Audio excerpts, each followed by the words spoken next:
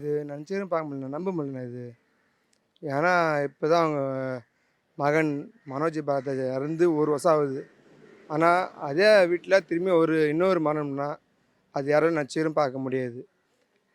ஏன்னா, இவர் வந்து எவ்வளோ பெரிய இயக்குனரு, இயக்குனர் இமயம்.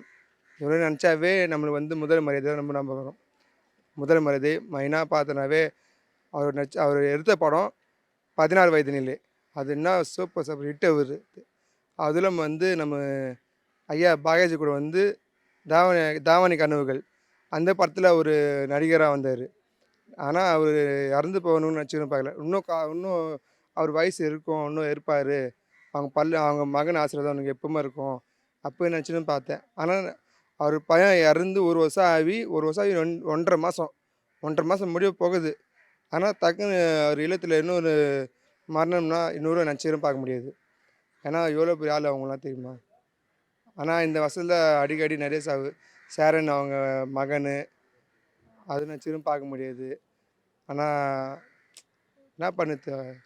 கடவுளுக்கு கடவுளுக்கு பொறுக்கல. ஏன்னா, இவங்க பையன் தான் இல்ல. இவரு வந்து என்ன பண்ண போறாருன்னு சொல்லிட்டு, இவரையும் கூட்டின்னு போயிட்டாரு என்னாவோ தெர்ல. ஆனா ரொம்ப கஷ்டம்ண்ணா.